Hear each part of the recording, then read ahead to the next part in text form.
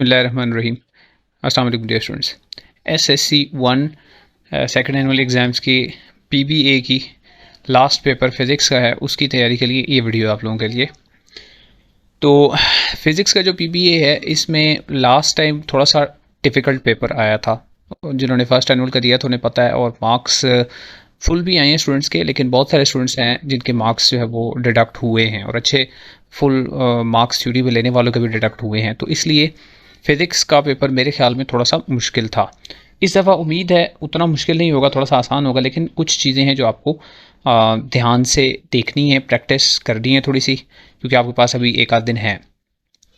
तो जो important practicals हैं सेक्शन नंबर 1 में मेरे ख्याल में पहले 2 एक्सपेरिमेंट्स में से एक इंशाल्लाह इस दफ़ा एक्सपेरिमेंट आएगा। पहला एक्सपेरिमेंट है वर्नियर कैलिपर, उससे लेंथ डायमीटर वगैरह लेनी है, और दूसरा एक्सपेरिमेंट है स्क्रू गेज। तो मैं जल्दी से आपको उसकी रीडिंग लेना सिखाता हूँ, फिर प्रैक्टिस के लिए 1-2 क्वेश्चन देता हूँ, तो ताकि आप उसका खुद फाइंड आउट कर सकें उसका आंसर क्या है। तो सबसे पहले देखें वर्नियर कैलिपर क्या है। वर्नियर कैलिपर ये एक डिवाइस आपके सामने स्क्रीन के ऊपर आ रही है। इसके ऊपर 2 स्केल्स हैं, एक मेन स्केल होती है और दूसरी इसके ऊपर वर्नियर स्केल होती है। तो देखें, ये वाली जो स्केल है ये मेन स्केल है, इसको मैं MS लिख रहा हूँ, ये मेन स्केल है, और ये वाली जो स्केल है ये वर्नियर स्केल है।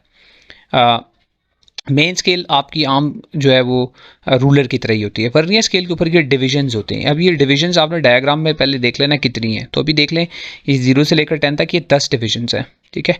लेकिन हो सकता है इसमें 20 भी हों, 25 भी हों, 50 भी हों, वो थोड़ी देर में बताता हूँ आपको उसका क्या होगा। तो सबसे पहले इसका लीस्ट काउंट होता है। तो लीस्ट काउंट आपको फाइंड करने के लिए भी दिया जा सकता है कि खुद फाइंड करके बताएं लीस्ट काउंट कितना है।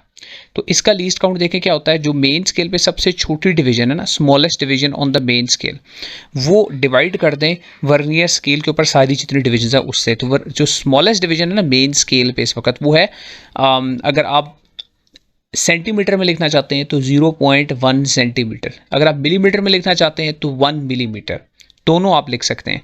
तो लेट्स से मैं इसको सेंटीमीटर में लिखता हूँ, तो 0.1 सेंटीमीटर है, और टोटल डिविजन्स जो हैं वर्नियर स्केल के ऊपर वो 10 हैं। तो 0.1 को आप 10 से डिवाइड करेंगे तो ये आपका आंसर आएगा 0.01 सेंटीमीटर आ जाएगा। ये इसका लीस्ट काउंट है। लेकिन अगर मैं थोड़ी सी तब्दीली कर दूं इसकी वर्नियर स्केल की रीडिंग्स की में अगर मैं उनको चेंज कर दूं, या पेपर में आपको चेंज करके दे दें, वर्नियर स्केल की डिविजन अगर मैं लेट्स से 20 कर देता हूँ, तो आप देखें यहाँ पे लाइनें ज़्यादा हो गई हैं, 20 हो गई हैं।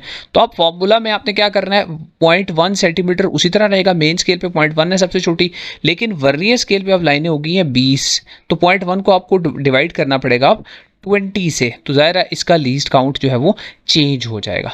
अब इसका लीस्ट काउंट जो है वो 0.05 हो जाएगा, 0.05 हो जाएगा, यानी इसका लीस्ट काउंट जो है उतना और छोटा हो जाएगा, रीडिंग और ज़्यादा प्रिसाइज हो जाएगी।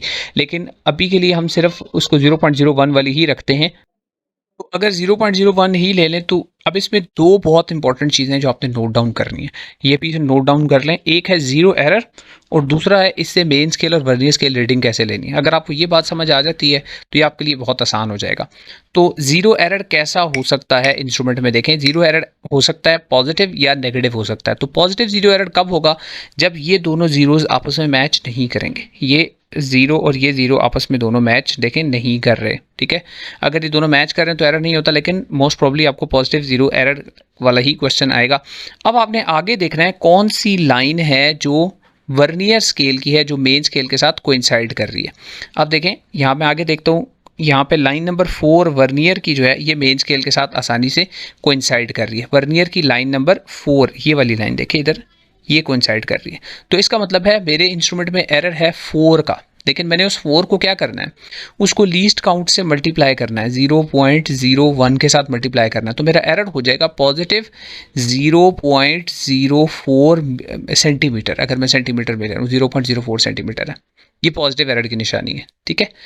दोबारा से देखें, अगर मैं रीडिंग थोड़ी सी चेंज करके एक और ज़ीरो एरर आपको लेकर दिखाता हूँ।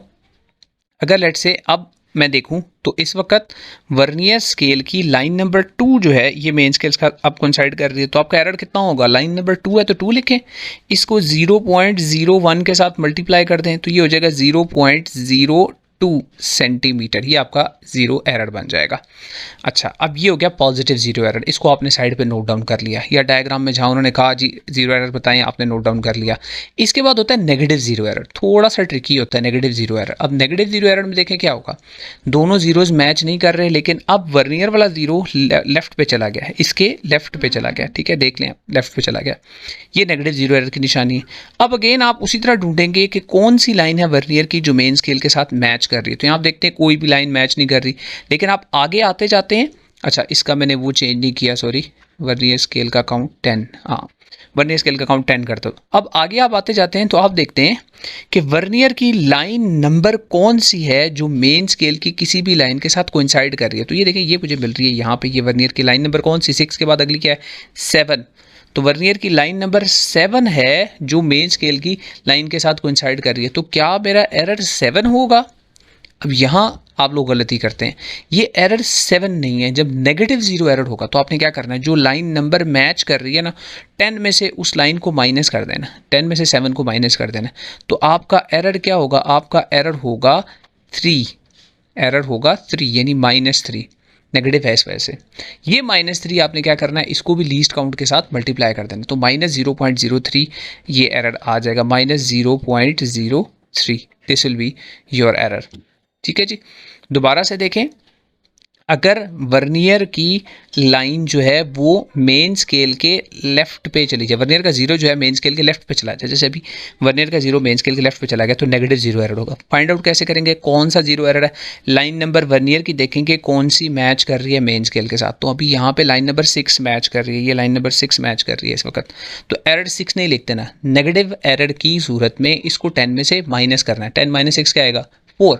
तो आपका एरर होगा -4, और उसको लीस्ट काउंट से ज़रूर मल्टीप्लाई कर देना 0.01 से, तो ये हो जाएगा -0.04 एरर हो जाएगा। नेगेटिव एरर को एंड में जाके प्लस करते हैं, पॉजिटिव एरर को एंड में जाके सब्ट्रैक्ट करते हैं, बस ये याद रख लें। एरर बहुत इंपॉर्टेंट चीज़ है, ठीक है जी। उसके बाद अगली चीज़, रीडिंग कैसे लेनी है, मोस्ट इंपॉर्टेंट चीज़ है रीडिंग की है। इसको थोड़ा सा और मैं आपको मैग्नीफाई करके दिखाता हूँ। यहाँ देखें, अब लेट सपोज मैंने इसके अंदर कुछ चीज़ रखी थी, उसकी रीडिंग आ रही है ये इतनी।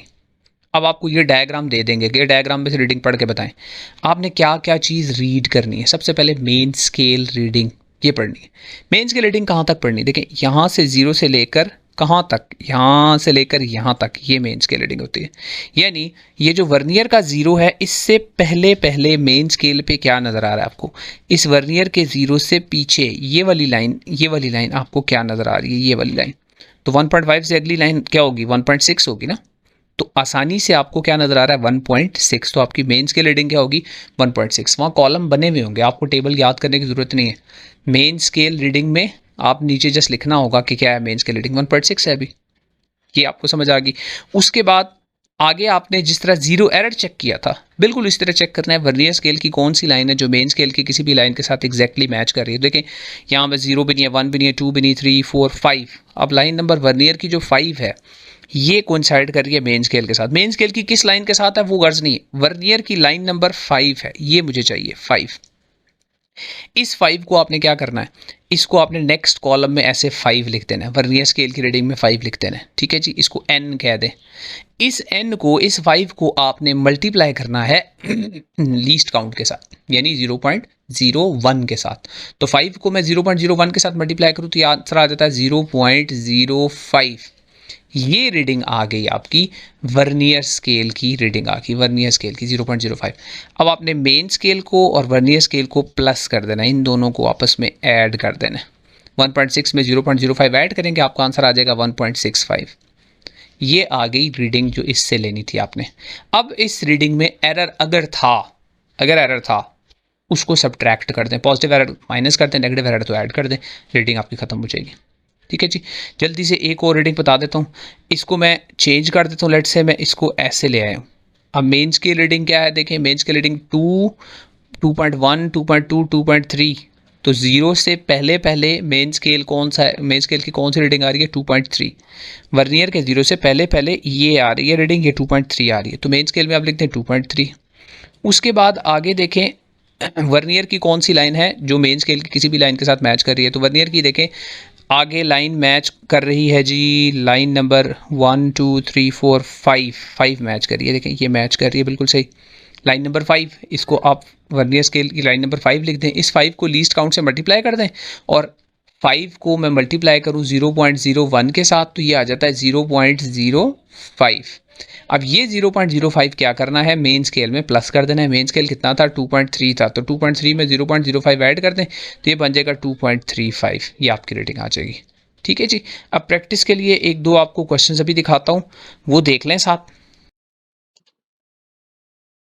अच्छा, अब प्रैक्टिस के लिए आपको मैं दिखाता हूँ क्वेश्चंस कुछ, मैं उनके आंसर नहीं बताऊंगा, ठीक है। आंसर आप लोग खुद देखेंगे और आंसर मुझे कमेंट्स में आप लोग बताएंगे कि आंसर क्या है। ये आपके सामने आ रहे हैं कुछ क्वेश्चंस, देखें ये हैं वर्नियर कैलिपर के ही, ठीक है जी। इसके आंसर्स आपने खुद मुझे कमेंट्स में बताने हैं कि क्या है, इनका आंसर क्या है, ठीक है।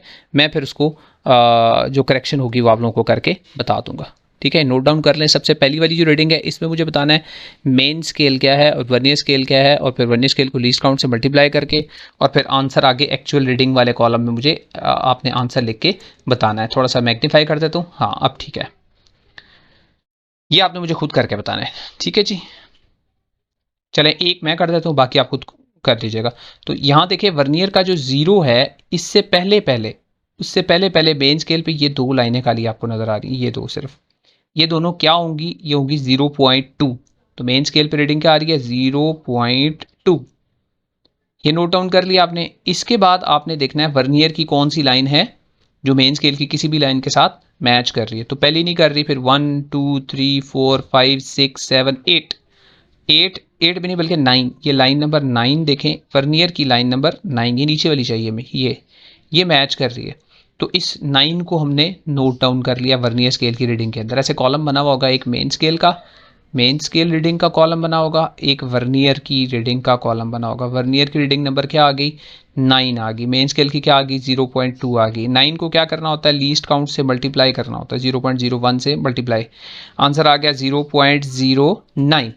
अब आपने मेन स्केल को और इस वर्नियर की रीडिंग को दोनों को कर देना है आपस में प्लस। तो 0.2 में प्लस कर दें 0.09, तो आपका आंसर हो जाएगा 0.29। ये पहली वाली का मैंने आपको बता दिया। बाकी आप खुद स्क्रीनशॉट ले लें वीडियो का, या वीडियो को पॉज कर लें। इसके बाद जो अगली रीडिंग्स हैं ये लाजमी प्रैक्टिस करनी है, बता रहा हूँ इस दफ़ा। मुझे लगता है इंशाल्लाह ये वर्नियर कैलिपर का क्वेश्चन ही आएगा। तो ये दूसरी जो है, इसका आप इसको पॉज करके वीडियो को आप ध्यान से देख लें। दूसरी वाली में क्या आंसर एक्चुअल आएगा, इसका आंसर लिख के मुझे बताएं कि बी वाले का ये आंसर है, फिर मुझे सी वाले का लिख के बताएं ये आंसर है, डी वाले का ये आंसर है, सी डी और ई। अगर आपने ये कर ली और वर्नियर कैलिपर का ये क्वेश्चन आ गया तो इंशाल्लाह इसमें फुल मार्क्स आपके आ जाएंगे वर्नियर कैलिपर वाले में, ठीक है जी। क्योंकि लास्ट टाइम एक तीसरा एक्सपेरिमेंट आ गया था, तो इस दफ़ा मुझे पूरी उम्मीद है इंशाल्लाह वर्नियर कैलिपर या स्क्रू गेज में से एक आएगा। तो ये वर्नियर कैलिपर का प्रैक्टिकल हो गया। अब इसके बाद आगे है स्क्रू गेज का प्रैक्टिकल। अब वो देखते हैं स्क्रू गेज वाला प्रैक्टिकल। अभी देखिए जी आपके सामने स्क्रू गेज आ गया, बहुत इंपॉर्टेंट है इसका भी। फर्स्ट ईयर का जो प्रैक्टिकल हुआ था, फर्स्ट एनुअल का, उसमें स्क्रू गेज आया था। तो अब देखें स्क्रू गेज में आपको सिर्फ दो चीज़ें समझनी है, एक ज़ीरो एरर और दूसरा इसकी रीडिंग कैसे लेनी है, इसके ऊपर मेन स्केल क्या है। बाकी आप वही वर्नियर कैलिपर वाला तरीका इस्तेमाल करेंगे। ये चीज़ समझ लें कि इसकी मेन स्केल कौन सी है और उस पर रीडिंग कैसे लेनी है, आपका आधा काम आसान हो जाएगा। तो यहाँ पर देखें कि इसके ऊपर ये दरमियान में एक हॉरिजॉन्टल लाइन ऐसे करके लगी हुई, ये नज़र आ रही है आपको, ये हॉरिजॉन्टल लाइन, इसको मैं शेड कर देता हूँ, ये लाइन, इसको हम बोलते हैं इंडेक्स लाइन। इस इंडेक्स लाइन के ऊपर भी लाइनें लगी हुई हैं ऐसे, और नीचे भी लाइनें लगी हुई हैं, और मोस्ट प्रॉब्ली यही डायग्राम आपको आएगी पेपर में, जिसके ऊपर भी डिवीजन होगी, नीचे भी डिवीजन होगी। अगर मैं आपसे ये पूछूं ज़ीरो के बाद सबसे छोटी डिवीजन क्या है, तो आपका आंसर क्या होगा। वीडियो को एक मिनट पॉज करें और मुझे बताएं कि क्या होगा आंसर। अब आंसर चेक करें जो मैं बता रहा हूँ।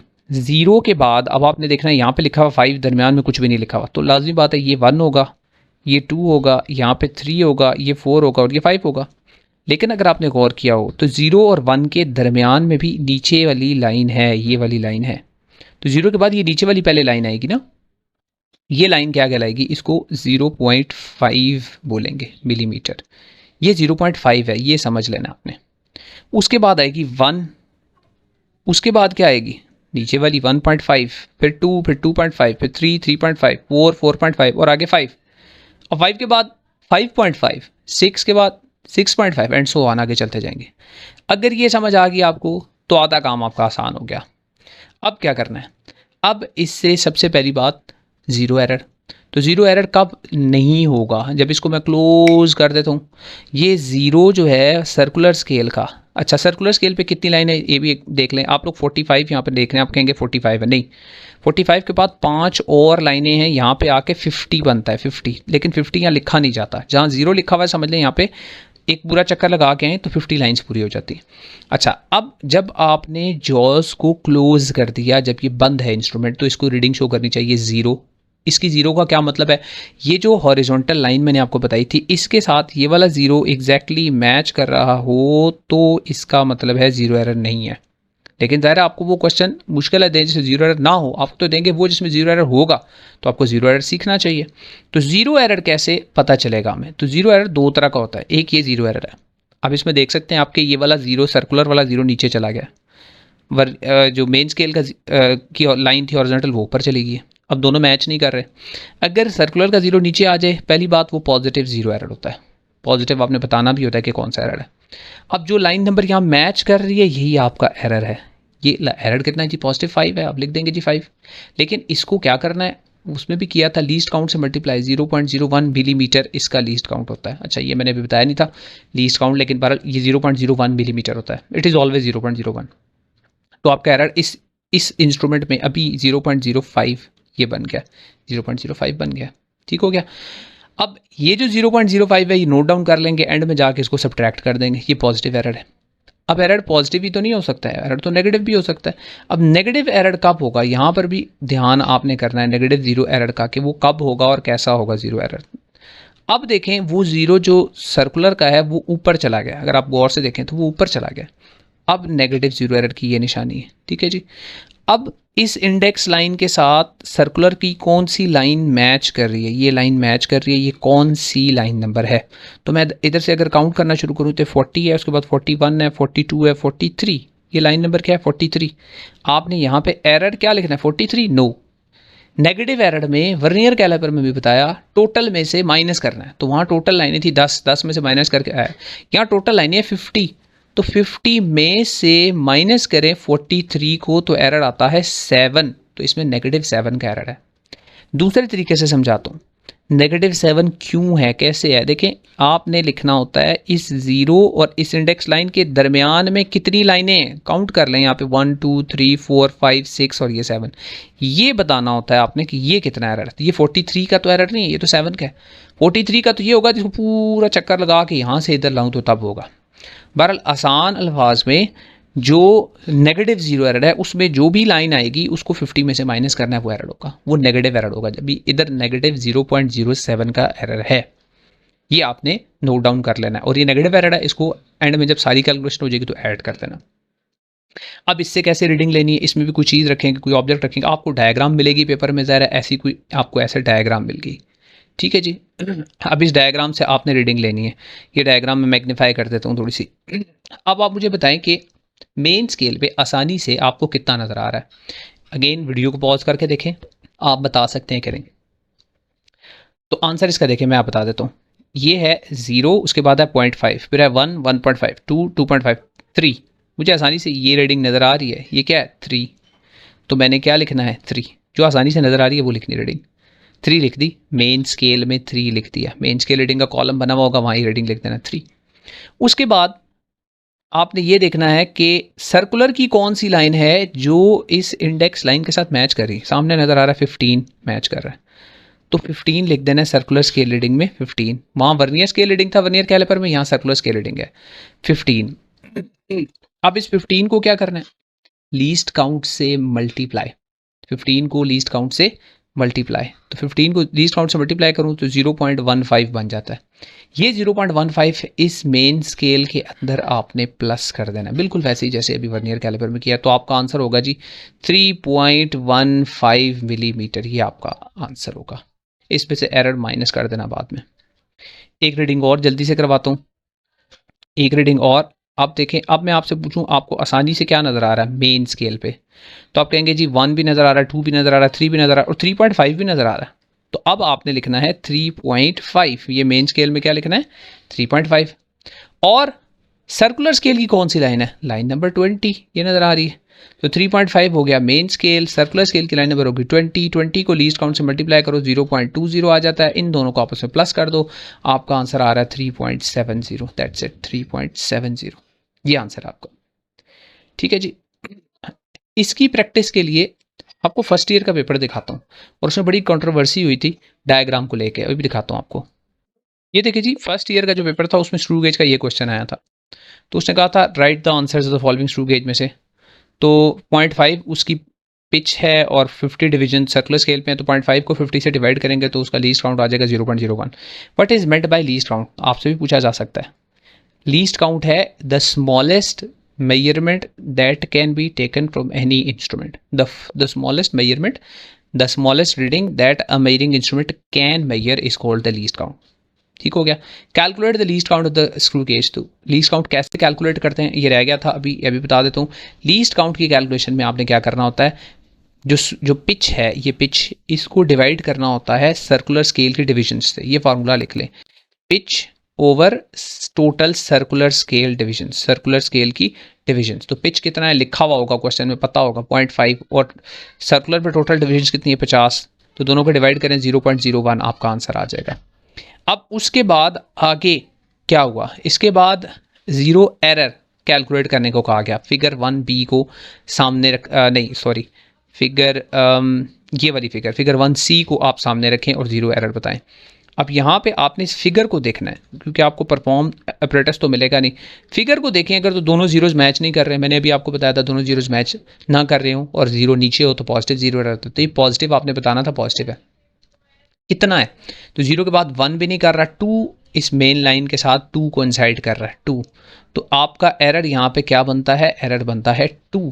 आपने लेकिन उस एरर को लीस्ट काउंट के साथ मल्टीप्लाई करना है, तो 0.02 ये आपका एरर बनता है, 0.02 इस मिलीमीटर इस इंस्ट्रूमेंट का एरर आपका बनता है। अच्छा, उसके बाद आपने क्या करना था, रीडिंग लिखनी थी कि टेबल देखे सारा का सारा आपको गिवन है, याद नहीं करना, कुछ भी याद नहीं करना टेबल में। अब आपने इसमें रीडिंग कैसे लिखनी है, मेन स्केल, फिर सर्कुलर स्केल, फिर फ्रैक्शनल रीडिंग और फिर ऑब्जर्व रीडिंग। तो देखें आपने यहाँ से ये वाली डायग्राम देखनी थी। अब यहाँ प्रॉब्लम क्या है, अब यहाँ स्टूडेंट्स ने क्या किया, बल्कि स्टूडेंट्स का भी कसूर नहीं, यहाँ पे डायग्राम ही ऐसी बनी हुई है। यहाँ पे आपको आसानी से क्या नज़र आ रहा है, देखें 5, आसानी से 5 नज़र आ रहा है, तो मेन स्केल को आपको लिख देना चाहिए था 5। लेकिन स्टूडेंट्स ने ये कहा कि 5 के बाद जो सर्कुलर स्केल है वो बहुत आगे चली गई है, बहुत आगे चली गई है। तो उन्होंने ये खुद ही एज्यूम कर लिया बहुत सारे लोगों ने कि इस सर्कुलर स्केल के नीचे यहाँ 5.5 भी नज़र आ रहा है, हालांकि नज़र नहीं आ रहा वो डायग्राम के अंदर। आपने वो रीडिंग लिखनी है जो सही आसानी से नज़र आ रही है आपको, तो भी नज़र सही आसानी से क्या आ रही है 5, तो मेन स्केल रीडिंग वाले कॉलम में क्या लिखना था 5, और सर्कुलर स्केल रीडिंग वाले कॉलम में क्या लिखना था। यहाँ पे देखें कौन सी लाइन है जो इंडेक्स लाइन के साथ एग्जैक्टली सही तरह मैच कर रही है, तो ये 10 के बाद 11, 12, 13, ये 13 बिल्कुल सही मैच कर रहा है, यहाँ 13 मैच कर रहा है, तो आपने सर्कुलर स्केल में क्या लिखना है 13 लिखना है। अब देखें मैं वो दोनों रीडिंग्स उस टेबल पे लेके जाता हूँ, 5 और 13 दोनों लिखता हूँ, ज़रा इसको ऊपर करते हैं। यहाँ मेन स्केल वाले कॉलम में क्या लिखना था, मैंने बताया अभी आपको 5 लिखना था, तो मैं यहाँ पे 5 लिख देता हूँ, यहाँ मैंने 5 लिख दिया। सर्कुलर स्केल रीडिंग क्या लिखना है 13, फिर उस 13 को आगे क्या किया वह खुद ही उसने बता दिया, लीस्ट काउंट से मल्टीप्लाई करें, 13 को 0.01 से मैं मल्टीप्लाई करूँ तो मेरा आंसर क्या आता है 0.13 आ जाता है। अब वो जो 0.13 है यहाँ पे मैंने 0.13 लिखना था, उसको मेन स्केल में मैंने प्लस कर दिया तो मेरा आंसर आ जाता है 5.13। ये मेरा पेन कुछ सही लिख नहीं रहा, ये 5.13 है, ठीक है 5.13। अब ये जो 5.13 है इसमें जीरो एरर जो अभी ऊपर फाइंड आउट किया था 0.02 वो माइनस कर देना है, तो 5.13 में से 0.02 माइनस करेंगे तो 5.11 आंसर आ जाएगा। ये सारा कुछ लिखने के 5 नंबर थे। तो आपको भी ऐसा ही एक ही एक्सपेरिमेंट या वर्नियर कैलिपर या उम्मीद है स्क्रू गेज का आएगा, और उसी में से आपके 5 तो नहीं, आपके फर्स्ट सेक्शन में 6 होंगे। 6 और दूसरे सेक्शन में से 4, तो 6 या 4 नंबर का आपका वो आ जाएगा, एक ही प्रैक्टिकल में से सवाल आएंगे। What is least count, vernier calliper, screw gauge दोनों का लीस्ट काउंट क्या होता है, कैलकुलेट करके बताएं लीस्ट काउंट क्या होता है।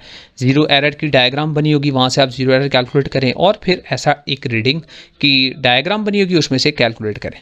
ठीक है, इसकी भी प्रैक्टिस के लिए मैं आपको दे देता हूँ डायग्राम से एक दो, ताकि आप इसकी भी प्रैक्टिस कर लें। अब यहाँ देखिए, ऐसे ही मैंने एक आपको स्क्रू गेज की पिक्चर दे दी, क्वेश्चन दे दिया, पिच क्या है, पिच के बाद लीस्ट काउंट डिटर्मिन कर लें। ठीक है, ये आप इस डायग्राम से देख के डिटर्मिन कर लें। वैसे पिच और लीस्ट काउंट वही होता है जो भी मैंने बता दिया था। उसके बाद आपने ज़ीरो एरर, अब ये आपके सामने ज़ीरो एरर के लिए एक डायग्राम है, इसको आप पॉज करके वीडियो को देख लें। इसका ज़ीरो एरर मुझे बताएं कितना होगा ज़ीरो एरर। ठीक है जी, ये आपने मुझे कॉमेंट्स में बताना है कि इसका ज़ीरो एरर स्क्रू गेज का कितना है। उसके बाद आपने इस रीडिंग को मेजर करना है, ये जो सामने स्क्रीन पे आ रही है, अगेन इसको मेजर करके आपने मुझे बताना है कि कितना है आपका मेन स्केल और वर्नियर स्केल रीडिंग क्या है, सॉरी सर्कुलर स्केल रीडिंग। फिर सर्कुलर स्केल को आप मल्टीप्लाई करेंगे लीस्ट काउंट से, और फिर ऐड करके टोटल रीडिंग कितनी आ रही है, और फिर उसमें ज़ीरो एरर अप्लाई करें। ज़ीरो एरर अप्लाई करने के बाद आप बताएं कि फाइनल रीडिंग आपकी कितनी आ रही है। तो ये सब कुछ आपने नीचे मैंने बता दिया है, main scale reading, circular scale division, circular scale reading बतानी है, ऑब्जर्व डायमीटर और फाइनल करेक्टेड डायमीटर एरर को माइनस करके। ये प्रैक्टिस करनी है आपने, ये मुझे करके आपने कॉमेंट्स में बताना है। ये अगर हो गया तो इंशाल्लाह पूरे मार्क्स आपको मिलेंगे इस प्रैक्टिकल में, एटलीस्ट आपको फुल मार्क्स मिल जाएंगे। मेरे ख्याल में ये दो बहुत इंपॉर्टेंट प्रैक्टिकल्स हैं, लेकिन ऐसा नहीं है कि बाकी किसी प्रैक्टिकल में से क्वेश्चन नहीं आ सकता, आएगा, बल्कि सेक्शन 2 का दूसरे प्रैक्टिकल्स में से आएगा। तो इस वीडियो में मैं सिर्फ इन्हीं दो तक रहता हूँ, बाकी प्रैक्टिकल्स के लिए मैं दूसरी वीडियो को और बना रहा हूँ इंशाल्लाह, वो भी आज ही अपलोड हो जाएगी। तो इसकी प्रैक्टिस करके मुझे इसके आंसर आपने इस वीडियो के कॉमेंट्स में बताने। तो see you in the next video इंशाल्लाह।